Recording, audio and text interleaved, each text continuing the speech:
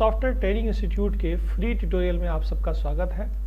आज हम डिस्कस करेंगे डेटाबेस।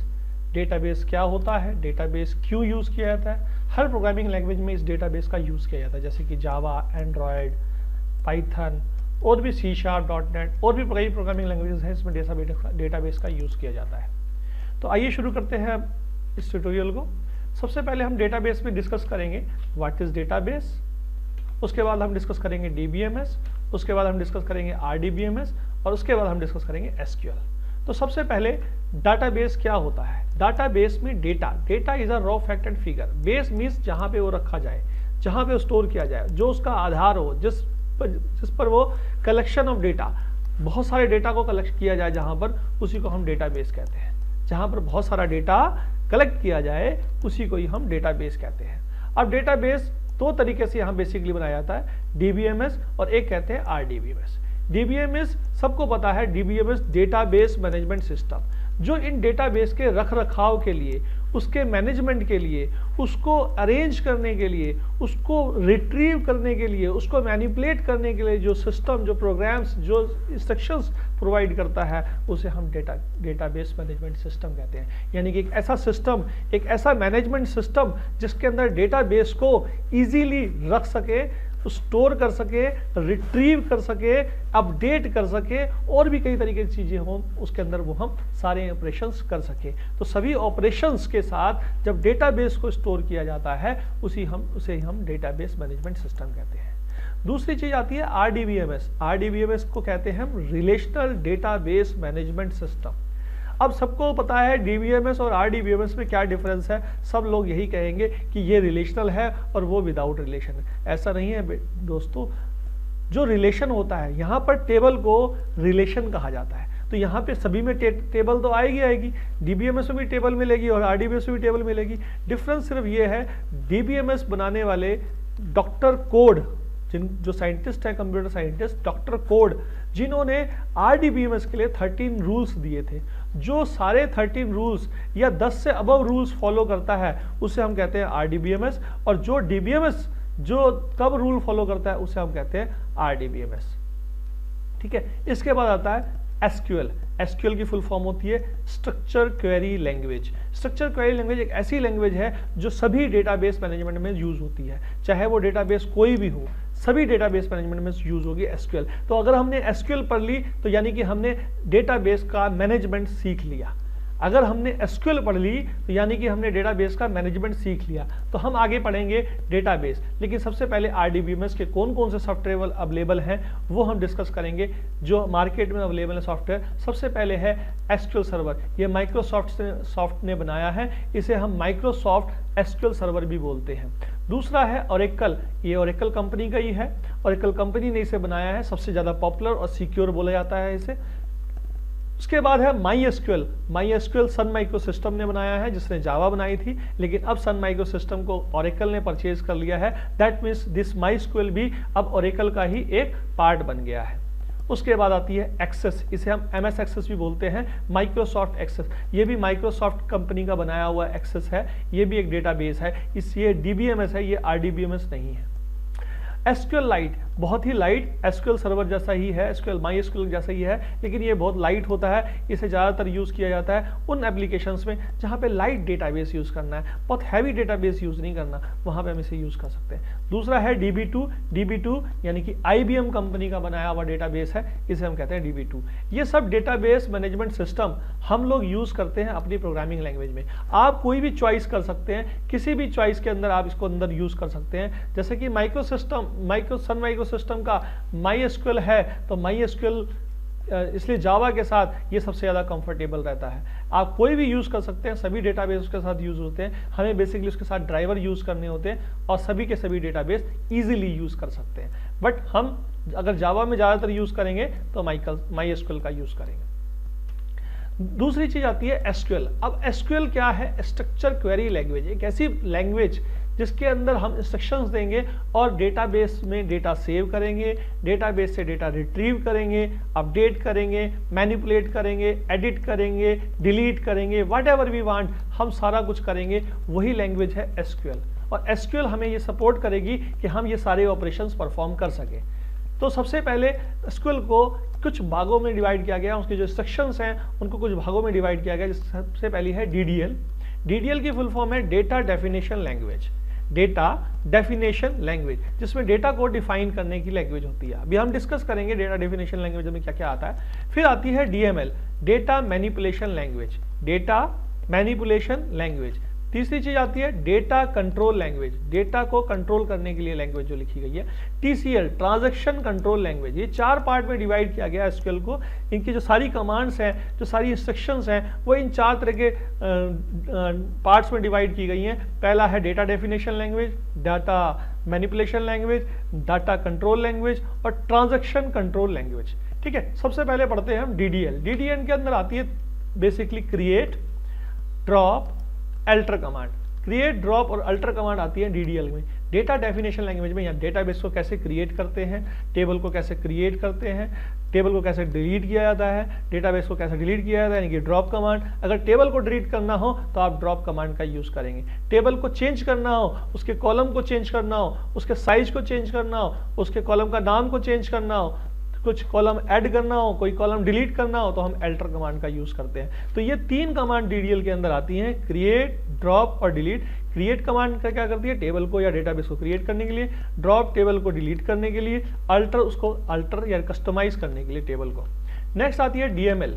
डीएमएल में आती है select command, insert command, delete command and update command. ये 4 कमांड्स आती है डीएमएल में। सिलेक्ट मींस डेटा को किस तरीके से रिट्रीव किया जाए, किस तरीके से रीड किया जाए, किस तरीके से उसका डेटा को स्क्रीन पे डिस्प्ले कराया जाए, उसके लिए वो आता है सिलेक्ट कमांड। इंसर्ट आता है डेटा को किस तरीके से इंसर्ट किया जाए, किस तरीके से स्टोर किया जाए डेटाबेस में, टेबल में, ये इंसर्ट कमांड से यूज करते हैं। डिलीट, डिलीट किसी भी रो को, किसी भी डेटा को जो आपने टेबल में स्टोर किया है उसे डिलीट करने के लिए यूज किया जाता है। अपडेट कमांड, डेटा को अपडेट करना, यानी कि जो रिकॉर्ड पहले से इंपोर्ट कर दिया गया है उस रिकॉर्ड को डिलीट करने के लिए, अपडेट करने के लिए यूज किया जाता है। तो अपडेट कमांड अपडेट के लिए, डिलीट किसी भी रो को डिलीट करने के लिए, इंसर्ट नई रो जोड़ने के लिए, नई डेटा जोड़ने के लिए और सिलेक्ट उसको सिर्फ रीड करने के लिए, इंस्ट्रक्शंस को फॉलो करने के लिए। नेक्स्ट आती है डीसीएल। डीसीएल के अंदर 2 बेसिक कमांड आती हैं, एक आती है ग्रांट और एक होती है रिवोक। ग्रांट किसी भी यूजर को परमिशन देने के लिए कि उसको रीड राइट परमिशन देनी है। रिवोक उन परमिशन को रिवर्ट करने के लिए, किसी को परमिशन देनी है, किसी को परमिशन नहीं देनी है, रिवोक उसकी सारी परमिशन को रिवीज करने के लिए। नेक्स्ट है टीसीएल। टीसीएल में बेसिक 2 कमांड आती हैं, एक कमिट और एक रोल बैक। जो भी आपने इंस्ट्रक्शंस करी हैं, जो भी आपने कमांड्स एग्जीक्यूट करी हैं उसके अंदर, डेटाबेस के अंदर या टेबल के अंदर, अगर आपने कमिट कमांड लगा दोगे तो सब परमानेंट हो जाएंगे, और अगर रोल बैक कर दोगे तो जितना भी वर्क किया होगा सबका सब वापस हो जाएगा, अनडू हो जाएगा। तो रोल बैक अनडू करने के लिए, कमिट सेव करने के लिए। तो ये 4 बेसिक कमांड थी। पहली डीडीएल, दूसरी डीसीएल, तीसरी डीएमएल और चौथी टीसीएल। तो ये चारों की कमांड्स को आपको हमने डिस्कस कर लिया। इसके अंदर अब हम सबसे पहले डिस्कस करेंगे क्रिएट कमांड, जो कि डीडीएल कमांड के अंदर आती है। टेबल को कैसे क्रिएट किया जाता है ये आपको सीखना है। टेबल को क्रिएट कैसे किया जाता है, टेबल को क्रिएट करने का ये सिंटेक्स है। Create table, table name, column name 1 data type, column name 2 data type, column name 3 data type. तो हर एक टेबल के बाद, हर एक कॉलम के बाद आपको टेबल का नाम देना है। जैसे कि हम एक एग्जाम्पल लेते हैं, एग्जाम्पल अभी लेते हैं। पहले हम बताते हैं आपको डेटा टाइप कौन कौन से होते हैं। इसके अंदर डेटा टाइप होता है नंबर, दूसरा होता है कैरेक्टर, वैरकर या वैरकर 2, डेट, लॉन्ग, रॉ लॉन्ग। ये सब डेटा टाइप्स हैं जो हम डेटाबेस को यानी कि टेबल को क्रिएट करने में यूज करते हैं। नंबर आपको पता है न्यूमेरिक फॉर्म में, कैर यानी कि कैरेक्टर की फॉर्म में, यानी कि कैरेक्टर एरे की फॉर्म में, वैरकर वेरिएबल कैरेक्टर की फॉर्म में, डेट डेटा बल्क स्टोर करनी हो, लॉन्ग यानी कि लॉन्ग टाइप डेटा स्टोर करना हो नंबर में, रॉ या लॉन्ग रॉ। तो ये बेसिकली कुछ डेटा है जिसे हम यूज करते हैं। और भी कई सारे डेटा टाइप्स हैं, बस हमारे बेसिकली यही ज़्यादा से ज़्यादा यूज होंगे, इनके अलावा कोई यूज नहीं होने वाले। अब देखते हैं क्रिएट कमांड की सिंटेक्स क्या है। तो जब क्रिएट टेबल, हमने एग्जाम्पल लिया create table student, roll number number 2 यानी कि 2 डिजिट्स का, नेम यानी कि वैरकर उसकी जो लेंथ दी हमने 20 दी, मार्क्स उसके अंदर जो लेंथ दी हमने 3 दी। तो यानी कि टेबल को क्रिएट किया, टेबल का नाम क्या है स्टूडेंट, ये टेबल का नाम है स्टूडेंट, ये टेबल का नाम है स्टूडेंट, और ये रोल नंबर, नेम और मार्क्स ये उसके फील्ड्स हैं, कॉलम्स हैं और ये उनका डेटा टाइप्स है। तो जब भी हम डेटा कोई भी क्रिएट करेंगे तो ये क्रिएट कमांड यूज की जाएगी। उसके बाद क्रिएट कमांड के बाद हम सीखेंगे इंसर्ट कमांड, और इंसर्ट कमांड के जो सिंटेक्स है वो कुछ इस तरीके से, insert into table column number 1, column number 2, column number n values, फिर col values 1, value 2, value 3, value last तक आपको वैल्यूज लिखनी है। ठीक है, इस तरीके से आपको वैल्यूज, यहाँ पर ये दो कीवर्ड्स हैं, एक तो है इंसर्ट इनटू, ये कीवर्ड है, और यहाँ पर वैल्यूज कीवर्ड्स है। जो भी कॉलम का नाम देना है वो आपको इस ब्रैकेट्स में देना है, और जो भी वैल्यूज का नाम देना है वो आपको इसके अंदर देना है। तो इसका एक एग्जांपल देख लेते हैं। एग्जांपल कुछ इस तरीके से, इंसर्ट इनटू स्टूडेंट, हमने स्टूडेंट टेबल बनाई, कॉलम्स के नाम लिखने हैं, पहले रोल नंबर, नेम, मार्क्स, फिर लिखा हमने वैल्यूज, वैल्यूज में 101, अमित कुमार नेम है, और मार्क्स में 200 डाल दिया। तो ये इस तरीके से हम डेटा को इंसर्ट कर सकते हैं। यहाँ पे तो तीन फील्ड हैं, आपको तीनों फील्ड में जो भी आप नाम लिखेंगे, अगर आप नेम आगे लिख रहे हो, रोल नंबर बाद में लिख रहे हो, तब भी कोई प्रॉब्लम नहीं है, लेकिन वैल्यूज को आपको भी उसी तरीके से उसी सीक्वेंस में डालना पड़ेगा जिस सीक्वेंस में आपने कॉलम का नंबर लिखा है। एक और तरीका है इंसर्ट कमांड का, इंसर्ट इनटू स्टूडेंट वैल्यूज और 101 अमित कुमार, और फिर मार्क्स में लिख दिया 200। ध्यान से देखिएगा, यहाँ पे हमने कॉलम के नाम नहीं लिखे, हमने कॉलम के नाम नहीं लिखे, इंसर्ट इनटू स्टूडेंट सीधा लिख दिया वैल्यूज। यहाँ पर ब्रैकेट लगा के हमने कॉलम के नाम नहीं लिखे। आप ऐसा कर सकते हैं, लेकिन फिर आपको ये ध्यान रखना पड़ेगा कि आपकी जो टेबल में है पहला पहला फील्ड, पहला कॉलम कौन सा है। अगर रोल नंबर है तो आपको रोल नंबर डालना है फर्स्ट पोजीशन पे, अगर आप उसका नेम है तो दूसरी पोजीशन में नेम डालना है, मार्क्स है तो दूसरी पोजीशन में मार्क्स डालने हैं। यानी कि अगर आप इसमें सीक्वेंस चेंज करोगे तो यहाँ भी सीक्वेंस चेंज कर सकते हो, बट यहाँ पर आपको सीक्वेंस वही रखना है जो एक्चुअली टेबल के अंदर है। तो इस तरीके से आप टेबल के अंदर डेटा को इंसर्ट कर सकते हैं। एक वैल्यू, एक डेटा, 2 डेटा, 3 डेटा, आपको इस तरीके से सेट करना है। अभी हम इसको नेक्स्ट वीडियो में हमको इसका एक्सपेरिमेंट भी करके दिखाएंगे, प्रैक्टिकल भी करके दिखाएंगे। पहले आपको ये समझना है इंसर्ट कमांड क्या काम करती है। नेक्स्ट आ जाइए, उसके बाद है सिलेक्ट कमांड। नेक्स्ट कमांड में आएगी सिलेक्ट कमांड। सिलेक्ट कमांड क्या करती है, रीड करती है डेटा और स्क्रीन पर डिस्प्ले कराती है। डेटा को रिट्रीव करती है टेबल से और स्क्रीन पर डिस्प्ले कराती है। डेटा को रीड करती है और स्क्रीन पे डिस्प्ले कराती है। इसका सिंटेक्स क्या है, कुछ इस तरीके से, सिलेक्ट स्टार फ्रॉम स्टूडेंट। अगर हमें लिखा सिलेक्ट स्टार फ्रॉम स्टूडेंट, सारा का सारा डेटा स्क्रीन पे दिखा देगा। अगर उसमें एक रिकॉर्ड है तो एक दिखाएगा, 1000 रिकॉर्ड है तो हजारों के हजारों रिकॉर्ड एक साथ दिखा देगा और स्क्रीन पर स्क्रॉल हो जाएगी। आपके लास्ट रिकॉर्ड जो स्क्रीन में लास्ट स्क्रीन में आएंगे वो आपको दिखाई देंगे। यानी कि सिलेक्ट स्टार फ्रॉम रिकॉर्ड लिख लीजिए आप, सिलेक्ट स्टार फ्रॉम स्टूडेंट ये क्या करेगा, सभी के सभी रिकॉर्ड, सारे कॉलम, सारे फील्ड, सारा डेटा एक साथ एक ही बार में दिखा देगा। नेक्स्ट कमांड है select roll number name from student. अगर आपने किया सिर्फ यहाँ पे 2 फील्ड किए, रोल नंबर और नेम, सिर्फ सिलेक्ट क्या किया आपने, रोल नंबर और नेम। आपको पता था एक मार्क्स भी था इसमें फील्ड, लेकिन हमने क्या किया, select roll number and name from student. तो सिर्फ ये 2 कॉलम ही आएंगे, बाकी और कोई कॉलम नहीं आएगा, सिर्फ रोल नंबर दिखाएगा और नेम दिखाएगा। Select roll number and name from student, तो इजीली आपको रोल नंबर और नेम दिखा देंगे और सारे रोल नंबर और नेम दिखा देगा पूरी टेबल के। उसके बाद हम एक कमांड लगाते हैं सिलेक्ट नेम और रोल नंबर। अगर हमने नेम को आगे कर दिया, रोल नंबर को पीछे कर दिया, तो इसी ऑर्डर में दिखाएगा, पहले नेम दिखाएगा फिर रोल नंबर दिखाएगा। ठीक है, तो इसी ऑर्डर में आपको डेटा आपको स्क्रीन पे दिखाने वाला है। दूसरी कमांड देखिए, select roll number name from student. अगर हमने ये कमांड दी, यहाँ पे मार्क्स के अंदर लिखा मार्क्स प्लस 20 कर दिया, तो जो भी मार्क्स थे वो अगर 100 मार्क्स थे तो 120 आएंगे, 80 मार्क्स है तो 100 मार्क्स आएंगे, तो जो भी मार्क्स होंगे उसमें 20 ऐड होकर स्क्रीन पर डिस्प्ले होगा। यानी कि रोल नंबर, नेम, उसके बाद मार्क्स में 20 ऐड होकर आएगा, यानी कि जो भी मार्क्स होंगे उसके अंदर एडिशन 20 का होकर आएगा। तो ये था सिलेक्ट कमांड का कुछ कमांड। कुछ और एग्जाम्पल देखिए, सिलेक्ट जिसके अंदर हम वेयर क्लॉज का भी यूज कर रहे हैं। Select star from student where roll number greater than 101।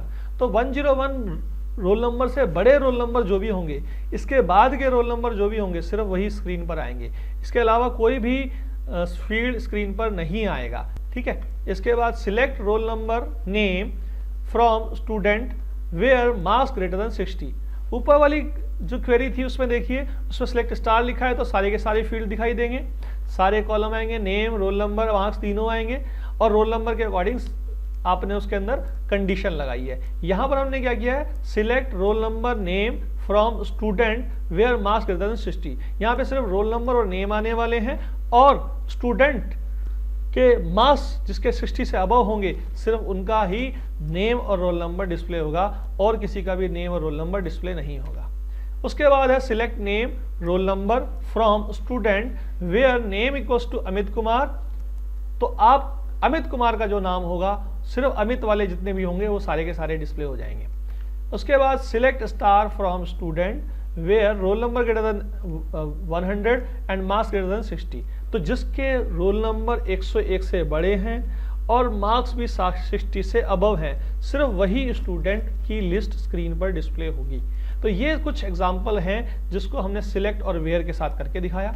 इसके बाद आती है डिलीट कमांड। अगर हमें डिलीट करना हो तो डिलीट करने के लिए क्या कमांड है, delete star from table where condition. तो टेबल में से जो भी डिलीट करना हो, सभी डिलीट करने हो कंडीशन के अकॉर्डिंग, तो आप इस तरीके से देंगे। एग्जाम्पल देखिए, delete star from student where roll number equal to 101, यानी कि जिसका रोल नंबर 101 होगा, 1 का है, 2 का है, 3 का है, जितने भी स्टूडेंट्स हैं जिनका रोल नंबर 101 होगा वो सब के सब डिस्प्ले हो जाएंगे, वो सब के सब डिलीट हो जाएंगे, डिलीट हो जाएंगे टेबल में से। अगर आप उसके बाद सिलेक्ट स्टार फ्रॉम स्टूडेंट करोगे तो ये रोल नंबर जो थे वो डिलीट हो चुके होंगे, वो नहीं मिलेंगे। ठीक है। उसके बाद अपडेट कमांड। अपडेट यानी कि डेटा को हम किस तरीके से अपडेट करते हैं, एडिट करते हैं। किसी को चेंज करना हो, नेम गलत लिख दिया, उसकी स्पेलिंग गलत लिख दी, तो हमें चेंज करना है तो कैसे करेंगे। यहाँ पे हमने लिखा update set column name value where condition. तो ये है इसका सिंटेक्स। पहले लिखना है अपडेट टेबल, टेबल का नाम, set in column name equals to value, जो भी देनी है वैल्यू, और वेयर कंडीशन। तो जैसे क्या लिखे, अपडेट स्टूडेंट सेट राजकुमार और where roll number equals to 101। तो नेम जो था उसका कुछ भी नाम होगा, वहां पे हमने राजकुमार लिख दिया। पहले शायद अमित था या अमित कुमार था, अब हमने उसका नाम क्या कर दिया, राजकुमार। तो हमने टेबल के अंदर इस नेम को अपडेट कर दिया। तो ये है अपडेट कमांड से आप डेटा को अपडेट करते हैं, टेबल को अपडेट करते हैं, उसको एडिट करते हैं, उसके अंदर चेंजेस करते हैं। तो ये अपडेट कमांड किसी भी डेटा को चेंज करने के काम आते हैं, उसी के अकॉर्डिंग। अब ये करने के बाद मैं आपको कुछ असाइनमेंट्स दूंगा, वो असाइनमेंट भी आपको करने भेजने हैं। कमेंट्स में असाइनमेंट डाल सकते हैं और मुझे पर्सनली मेल भी कर सकते हैं अगर आप चेक करना चाहें तो, और व्हाट्सअप भी कर सकते हैं। व्हाट्सअप नंबर भी इसमें अवेलेबल है। अगर आपको वीडियो में हम इसी का प्रैक्टिकल एग्जाम्पल देखेंगे। MySQL में MySQL इंस्टॉल करेंगे। MySQL को इंस्टॉल करने के बाद उसके अंदर ये सारी कमांड्स को एग्जीक्यूट करके देखेंगे, उसके ऊपर कैसे कैसे वर्किंग करेंगे, ये सब चीज़ें हम सिखाएंगे आपको नेक्स्ट एग्जाम्पल में, नेक्स्ट वीडियो में। तो तब तक के लिए थैंक यू, धन्यवाद। हमारी वीडियोस को शेयर कीजिए और लाइक कीजिए। Thank you.